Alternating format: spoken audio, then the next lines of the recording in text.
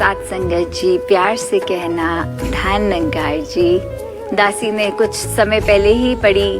कि कैसे एक व्यक्ति जो उस तरह से बहुत इंटेलेक्चुअल था और वो ये सोचता था कि मैं इतना बुद्धिमान भी हूँ, फिर भी मेरे को क्या चीज़ है जो दूर रख रही है, एक मेरे को नीचे की ओर खींच रही है। तो उसको समझ में ये आया कि एक उसको सब्र की कमी है कि वो किसी के कुछ भी कहने से छोटी चीज़ कहने पे भी इतना परेशान हो जाता था। तो सल्यूशन के रूप में उसने अपने आप को एक ऐसे घर में शिफ्ट कर लिया जो बिल्कुल ही दूर था, कह लीजिए कि आसपास कोई और व्यक्ति थे नहीं, बहुत दूर शहर से कहीं उसने अपने आप को ऐसे घर में रख लिया।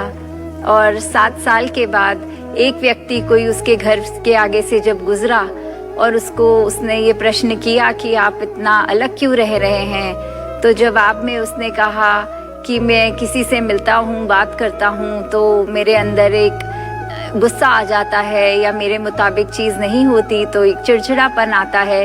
इसीलिए मैंने वो चिड़चिड़ेपन को दूर करने के लिए कि मैं अपनी बुद्धिमान हूँ, मैं इतना उसके बीच में कोई ऐसी चीज़ ना आए जो तंग करे, इस वजह से मैंने अपने आप को इतनी दूर अकेले रहना शुरू कर दिया है। तो फिर वो जो इंसान था उसने उसको ये बहुत खूबसूरती से समझाने के लिए सवाल पूछा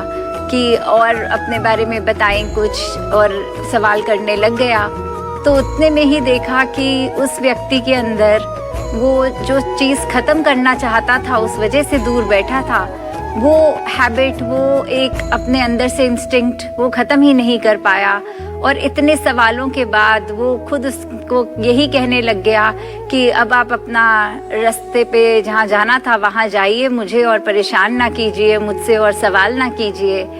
तो कैसे हम इस स्टोरी में ये देख रहे हैं कि अगर एक चीज़ है जो हम अपने